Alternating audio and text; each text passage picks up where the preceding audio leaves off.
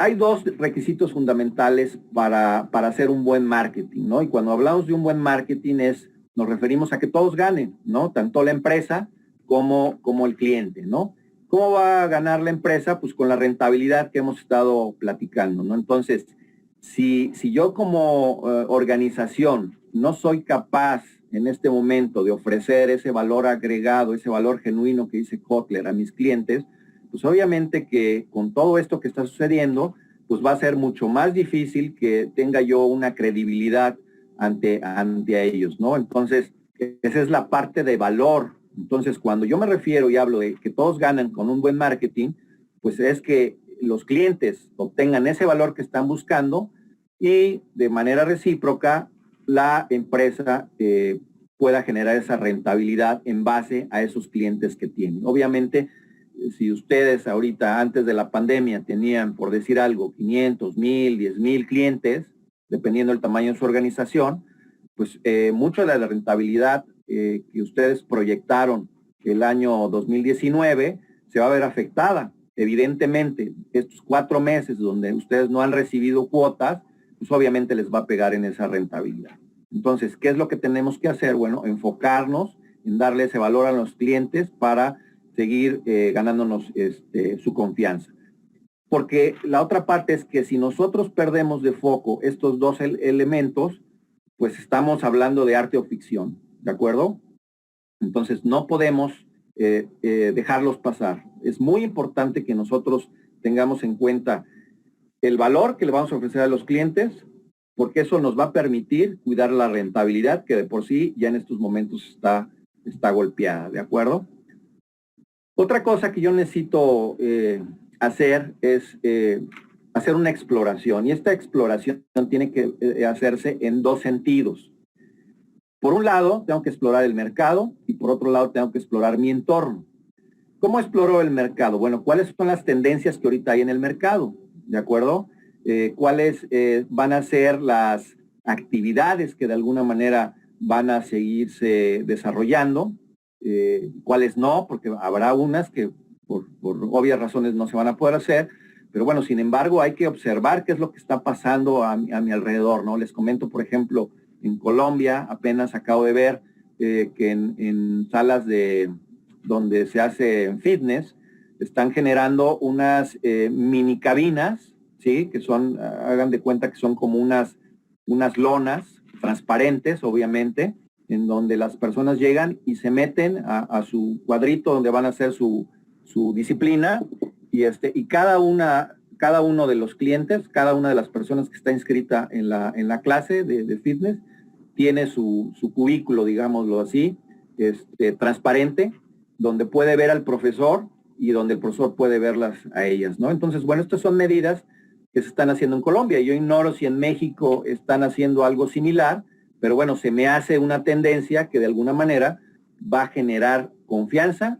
por un lado y seguridad por el otro, ¿no? Entonces, hay que estar pendientes qué es lo que está haciendo el mercado y también qué es lo que no está haciendo, porque si nosotros vemos un área de oportunidad en donde ellos están dejando de hacer algo que nosotros creemos que es importante, pues entonces nosotros generar esa tendencia hacia nuestros clientes, ¿no?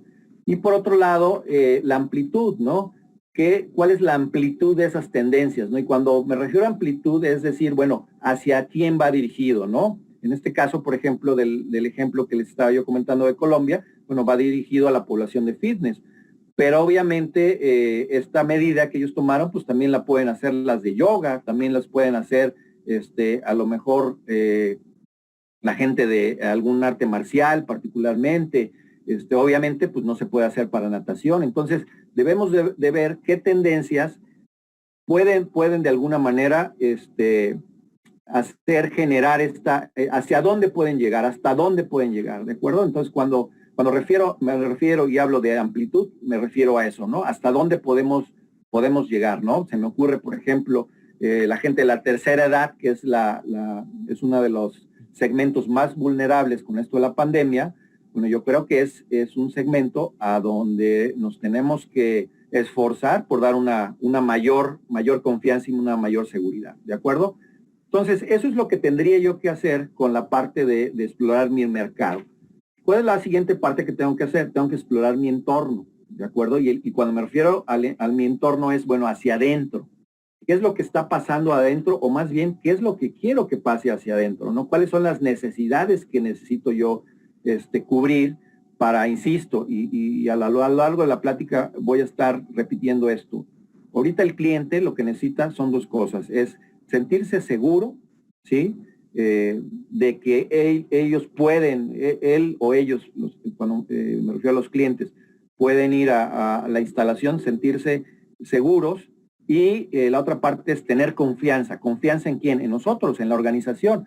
En la medida que nosotros generemos esa confianza, nuestro cliente se va a sentir seguro. Entonces yo creo que son dos de las primeras necesidades que tengo que cubrir. Y para hacer esto, pues obviamente necesito hacer una serie de situaciones hacia el interior y algo que se me hace muy importante y yo estoy viendo que muchas organizaciones lo están dejando de lado porque se están enfocando a otras cosas que sí son importantes, como, insisto, como esto a la parte de comprar bazucas para sanitizar las salas, los lugares en donde va a estar la gente. Yo creo que eso es muy valioso, pero insisto, yo creo que una necesidad ahorita que se está dejando pasar es la capacitación hacia el equipo de trabajo. Y cuando me refiero a la capacitación del equipo de trabajo, no solamente me refiero a los entrenadores, a los instructores, al personal de staff, a los administradores. Es un todo. O sea, todos estos que acabo de mencionar deben de estar primero enterados de qué es lo que va a hacer la organización, cuáles son los objetivos que vamos a plantear ahorita en este regreso, pero sobre todo las estrategias que vamos a seguir, ¿de acuerdo? Entonces, es muy importante que no solamente se les pase un memorándum en donde se les diga a partir de tal fecha, estas van a ser las indicaciones y las cosas que vamos a hacer para el regreso, sino que más bien entren en una capacitación que les permita a ellos y a todo el equipo, obviamente, saber exactamente cuáles van a ser las directrices que se tienen que seguir. Insisto, y esto lo voy a platicar muy más adelante. Insisto, ahorita los dos conceptos que para mí debe de tener claro toda organización es seguridad y confianza hacia el cliente. Entonces, eso ya son las necesidades, digamos, de capacitación del personal. Y la otra parte es el crecimiento, ¿no? Ahorita yo les acabo de dar un dato que es dramático para Estados Unidos, en donde prácticamente el 50% de la gente no va a regresar a las instalaciones. Bueno, ¿qué va a pasar si aquí en México no llega a ese 30% que les estaba yo comentando, que esa es mi expectativa, es lo que yo creo que va a pasar? Pues va a pasar entonces que nuestro ingreso se va a ver mermado. Y ese ingreso, al verse mermado, pues va a afectar la rentabilidad. Y al afectar la rentabilidad, pues ¿qué va a pasar? Que muchas organizaciones van a tomar decisiones que tengan que ver con los dineros, ¿de acuerdo? Yo ya tengo conocidos que han cerrado sus gimnasios. Hace poquito un gimnasio de hace más de 30 años, aquí en Puebla, cerró porque ya no pudo con esta situación. Entonces, yo no dudo que gimnasios medianos o pequeños estén en la misma situación. Entonces, ¿cuál es la recomendación aquí? Yo entiendo que la parte del dinero es muy importante, pero necesitamos buscar alternativas que de alguna forma nos ayuden a seguir ofreciendo el servicio que siempre hemos ofertado con la misma cantidad de personas, ¿no? Si nosotros despedimos gente de intendencia, pues eso nos va a repercutir en la limpieza de la instalación. Si nosotros despedimos instructores, pues obviamente no vamos a poder dar la misma atención que antes dábamos. Si yo despido entrenadores, pues igual, ¿no? Me voy a quedar sin poder ofertar esa disciplina, básquetbol, fútbol, qué sé yo.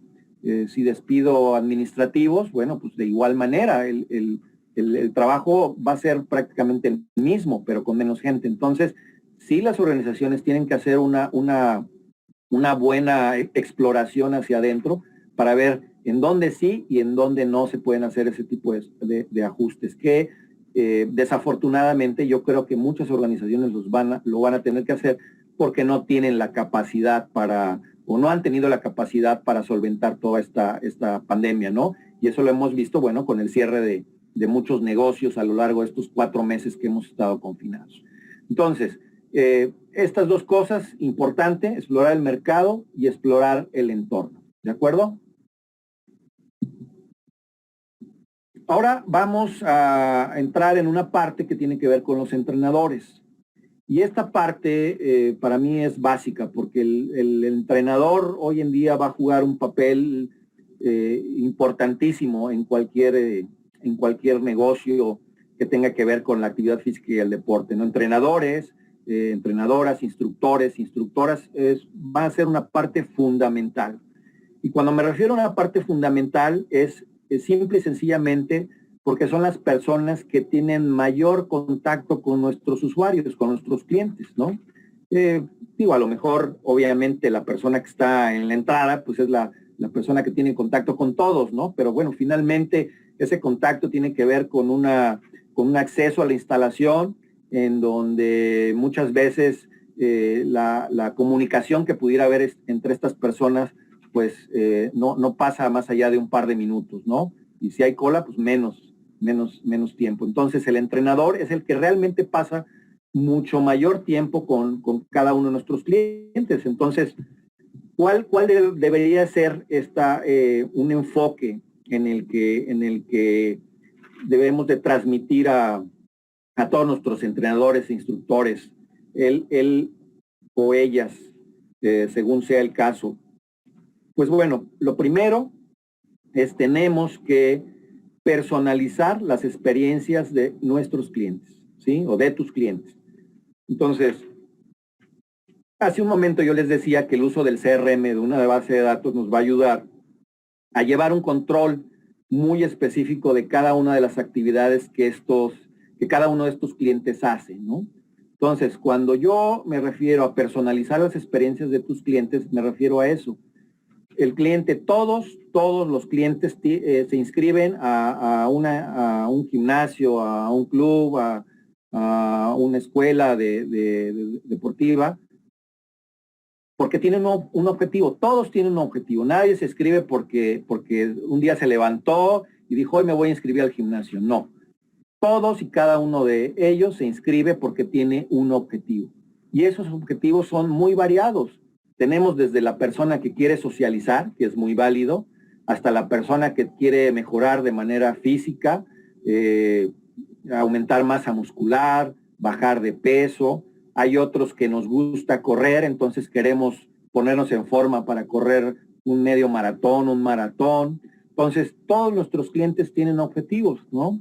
Y las escuelas de iniciación deportiva, bueno, pues el objetivo es que el niño aprenda algún deporte, ¿no? Cualquiera que este sea. Entonces, insisto, todos nuestros clientes tienen un objetivo.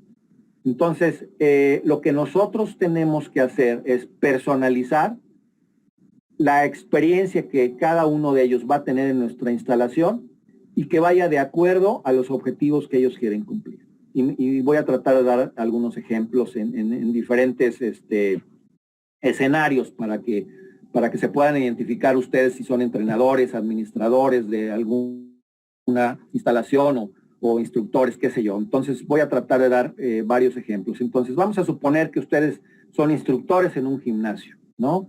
Entonces un instructor en un gimnasio pues hace una evaluación física de la persona que llega con ellos, le pregunta a esta persona cuál es su objetivo. Vamos a suponer que su objetivo es ganar masa muscular y en base a esa evaluación que hace más el objetivo, pues él puede diseñar una rutina que le permita aumentar esa masa muscular, ¿no? Entonces, ¿qué significa personalizar esas experiencias? Bueno, personalizar esas experiencias es que tenemos que llevar de la mano a nuestro cliente para que semana a semana, ¿sí? Él pueda tocar, él pueda de manera objetiva ver el avance que ha tenido. Obviamente este avance va a tener una relación directa pues, con las veces que va a entrenar, ¿no? Es importante mencionarles que no es el mismo resultado si va una vez a que va 4 o 5 veces a entrenar. Eso es, pareciera obvio, pero muchas veces para nuestro cliente no es tan obvio. Entonces, nosotros sí tenemos que ser muy específicos en esto. Entonces, si tú más bien, si tú vienes conmigo y entrenas de 4 o 5 días, esto es lo que vamos a poder lograr de acuerdo al objetivo que tú tienes, ¿no? Y que tú puedas cada semana generar, digamos, un corte, por decirlo de alguna manera, en donde puedas tener un diálogo con tu cliente para decir cómo se sintió, qué le pareció, etcétera. Bien, otra manera de personalizar las experiencias de nuestros clientes es satisfacer sus necesidades, ¿de acuerdo?